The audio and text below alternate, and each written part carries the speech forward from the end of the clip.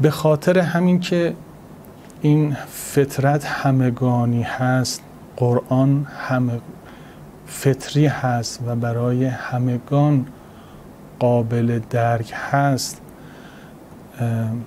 اسلام هم برای همگان هست. چون فطرت برای همگان هست و قرآن هم همون فطرت هست، دین هم همون فطرت هست، پس دین و قرآن برای همه هست. به خاطر همین رسالت پیامبر هم برای همگان هست.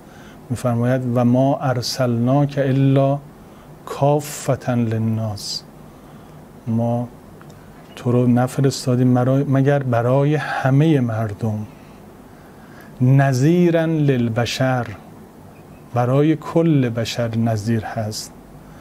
ان هو الا ذکر للعالمین، این قرآن ذکر است برای تمام جهانیان.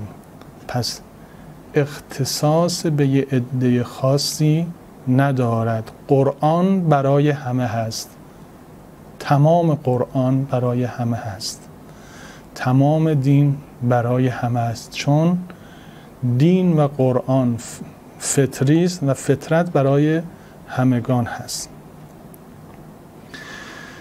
خب این فطرت یعنی چی؟ این رو باید یه مقدار توضیح بدیم که با اون روایاتی که عرض کردیم یه مقدار آسان‌تر شد، ولی باز هم احتیاج به توضیح بیشتر هست. فطرتی که در وجود ما هست یعنی این فطرت همون وجود باری تعالی هست، وجود خداوند متعال هست که خارج از وجود ما نیست، جدای از وجود ما نیست، بلکه در تک تک سلول های ما نیز هست. اما این به این معنا نیست که معاذالله برای خدا جسم قائل بشیم، هویت قائل بشیم، ماهیت قائل بشیم. نه، یک حقیقتی است که انسان کاملا درک میکنه این رو در وجودش، که نه در کنار ما و جدای ما یا در آسمون ها باشه خداوند متعال، نه، هو معکم اینما کنتم، شما خداوند متعال همیشه با شما هست، هر جا باشید با شما هست. با شما بودن هم یعنی نه اینکه در کنار ما هست، یعنی در وجود ما هست. خیلی خداوند متعال به ما نزدیک هست. هو اقرب الیه، نحن اقرب الیه من حبل الورید، از رگ گردن هم به شما نزدیکتر هستیم. مگر خداوند متعال در کنار ما باشه یا معاذالله موجودی بالای ما باشه، این درست نیست. خداوند متعال چیزی به نام موجود نیست، بلکه وجودی است که این ناپیدا هست در عین حال که خیلی پیدا هست. نسبت به تمام مظاهر عالم هستی هم همینطور هست. خداوند متعال جدای از مظاهر هستی نیست، جدای از هیچ یک از مخلوقاتش نیست. امکان نداره که خداوند متعال در کنار مظاهرش باشه و تعقل بشه، بلکه از درون مظاهر بر اونها احاطه داره و اصل ایجاد و کمالات و دوام هر موجودی به خداوند متعال هست، به او قائم هست و از او جدا نیست. آیه شریفه انه علی کل شیء شهید هم بر این مطلب دلالت میکنه، چون شهید در اینجا به معنای مشهود هست، یعنی در هر چیزی میتوانی او رو ببینی که همون ملکوت اشیا هست که خداوند متعال میفرمایند، یعنی توبیخ میکنه اولم ینظروا فی ملکوت السماوات والارض و ما خلق الله من شیء، یعنی هر چیزی ملکوتی دارد، در نفس اون شیء ملکوتش رو انسان باید ببینه و چون خداوند متعال جدای از مخلوقاتش نیست، بیرون از مخلوقاتش نیست. یعنی مخلوقات خداوند متعال مثل صاحبان صنعت نیستش که یه چیزی رو خلق میکنن، یه چیزی رو میسازن، ساخته های اونها جدای از خودشون هست. یعنی اون سازنده، اون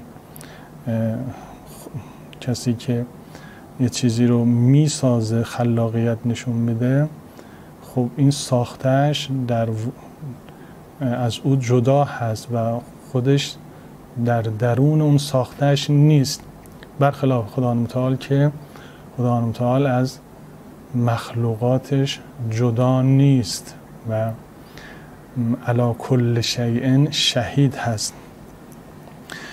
خدایی که از بیرون به ما نشون داده میشه انسان، یعنی اگر اون چیزی که به ما معرفی میکنن که خداوند متعال بیرون از ما هست، انسان راحت میتونه این رو ازش خسته بشه، حس نکنه، به اون نرسه و او رو کنار بگذاره. ولی از آیه شریفه استفاده میشه، از این مثلا از این آیه شریفه و این من شیء الا عندنا خزائنه و ما ننزله الا بقدر معلوم استفاده میشه که خداوند متعال با تمام کمالاتش هست، با همه اشیا هست و جدا از اونها نیست.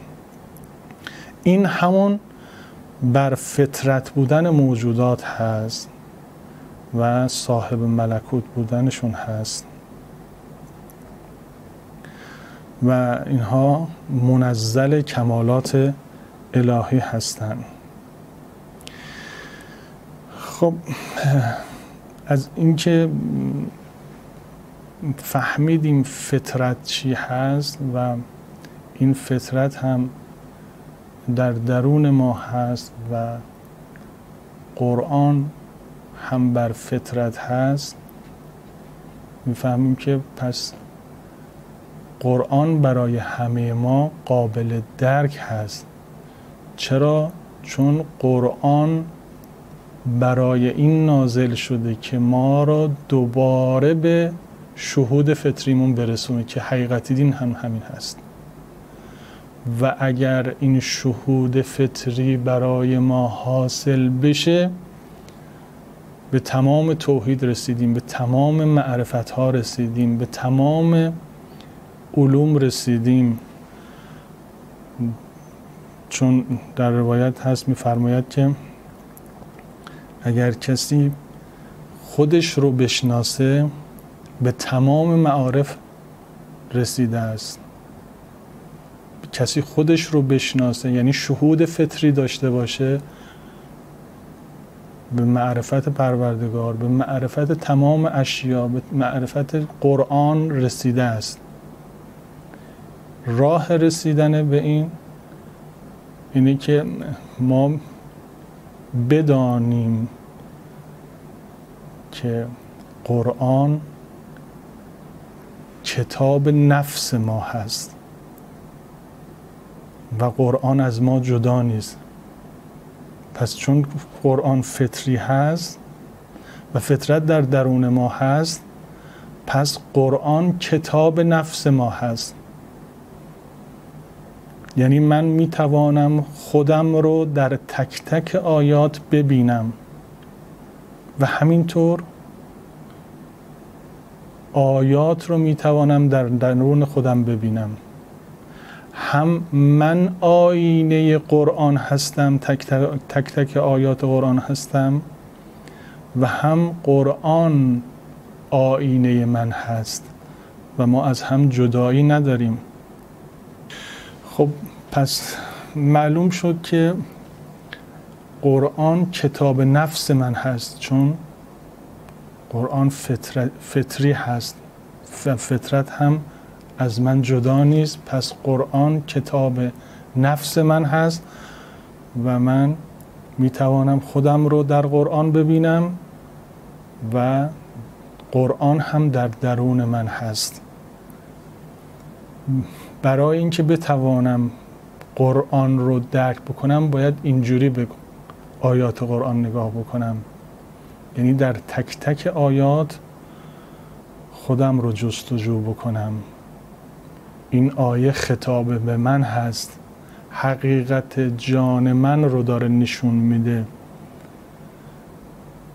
و از من جدا نیست. اینطور نیستش که بگیم که این آیات مربوط به من نیست، مربوط به مثلا حضرت ابراهیم است، حضرت موسی است، در مورد کفار هست، در مورد مشرکین هست.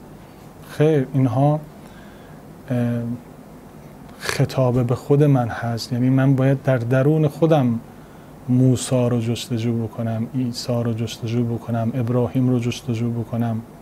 من چون شرک دارم، این آیه خطاب به من هست و من تا به شهود فطری نرسم مشرک هستم. هر چقدر هم عرض کردیم که استدلال عقلی داشته باشیم، اعتقاد خوبی داشته باشیم، تا به شهود نرسیم از شرک خلاصی پیدا نمی کنیم.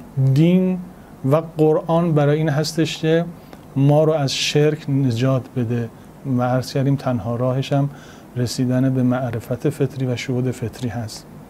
پس این استدلال بسیار محکمی هست بر اینکه قرآن برای همگان قابل درک هست، برای همگان قابل استفاده هست. اصلا قرآن برای همین عرض کردیم نازل شده. خود قرآن می‌فرماید که قرآن تذکره هست، یادآور هست. کلا انه تذکره فمن شاء ذکره. چنین نیست که اونها میگویند، بلکه قرآن محققاً همه تذکر و یادآوری هست. پس هر کس بخواهد به یاد میآورد. چی رو یاد میآورد؟ همون فطرت خودش رو که فراموش کرده، دچار غفلت شده است در اینکه در این عالم ملکی قرار گرفته، اون فطرتش رو فراموش کرده است. در آیات بسیاری قرآن خودش رو ذکر معرفی میکنه یا ذکرات معرفی میکنه، تذکره معرفی میکنه. آیات خیلی زیادی هست و از همه مهمتر این که قرآن کریم در چندین آیه با تأکید فراوان میفرماید ولقد یسرنا القرآن للذکر فهل من مدکر. ما قرآن رو آسان کردیم برای یادآوری فطرت. آسان کردیم یعنی برای همگان هست، حتی احتیاج به سواد چندانی هم نیست. احتیاج این هست که انسان صفا پیدا بکنه، احتیاج هست که انسان تهذیب نفس بکنه تا قرآن خودش رو نشون بده، فطرت خودش رو در درون ما نشون بده و به شهود فطری برسونیم. ولقد یسرنا القرآن للذکر فهل من مدکر. پس این دلیل محکمی هست، دلیل روشنی هست بر اینکه امکان درک قرآن کریم برای همگان میسر هست و مراد از درک کامل قرآن هم همون یادآوری حقیقت خودمون هست، یادآوری نفس خودمون هست، رسیدن به معرفت نفس هست، رسیدن به شهود فطری هست. من عرف نفسه فقد انتهى الی غایت کل معرفت و علم. کسی که به این شهود برسه به تمام معرفت و تمام علم دسترسی پیدا کرده، یعنی تمام قرآن رو میفهمه. ولی خب عرض میکنیم که این احتیاج به شرایطی داره.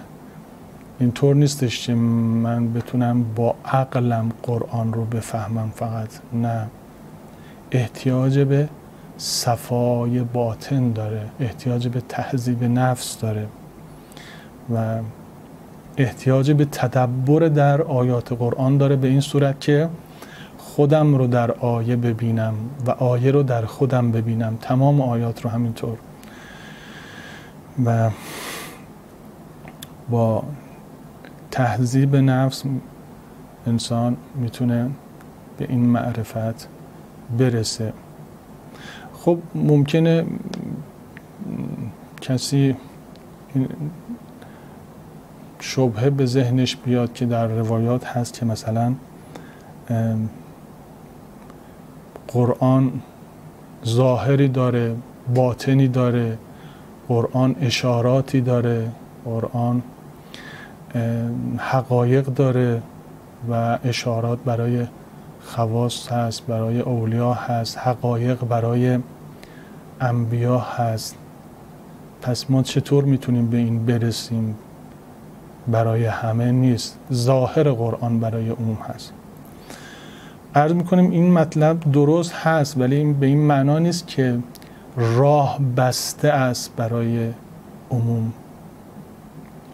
خیر، این نشون میده که کسی میخواد به مرتبه بالاتر درک قرآن برسه باید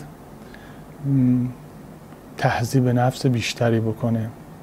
یعنی هر چقدر انسان تهذیب نفس بکنه، صفای باطن پیدا بکنه، معرفت به قرآن براش باز میشه. این که میفرماید لا یمسه الا المطهرون، به این معناست که شما هر چقدر طاهر بشی میتونی به قرآن دسترسی پیدا بکنی، ولی این طهارت مخصوص افراد خاصی نیست. راه باز است، راه تهذیب نفس باز است، راه رسیدن به شهود فطری باز هست. انسان باید تلاش بکنه، مجاهده بکنه تا به مراتب بالاتر برسه. پس تأکید فراوان ما این هستش که راه بسته نیست برای هیچ کس. هیچ کس نمیتونه عذر بیاره پیش خداوند متعال که برای من نبود این قسمتش، این مرتبه از معارف قرآن برای من نبود. هیچ کس نمیتونه عذر بیاره چون راه بسته نیست. یعنی راه برای تهذیب نفس باز هست، راه برای، یعنی هر چقدر به قرآن عمل کردی، به ظواهر قرآن عمل کردی، به دستورات دین عمل کردی، تبعیت از اهل بیت علیهم السلام داشته باشی، این راه پیدا میکنی به معارف بالاتر، به باطن قرآن، تا برسی به معرفت نفس، یعنی شهود فطری خودت که به معرفت کامل قرآن کریم دست پیدا میکنی. یعنی انسان به این شهود فطری برسه، تمام حقایق رو میفهمه. انشاءالله که خدا متعال به ما توفیق بده ما هم جزو کسانی باشیم که به معرفت نفس میرسیم و با تدبر در آیات قرآن کریم و با تهذیب نفس، با صفای باطن بتونیم به این شهود فطری برسیم که معرفت کل قرآن کریم هست. انشاءالله به برکت قرآن و اهل بیت و صلوات بر محمد و آل محمد. اللهم صل علی محمد و آل محمد و عجل فرج.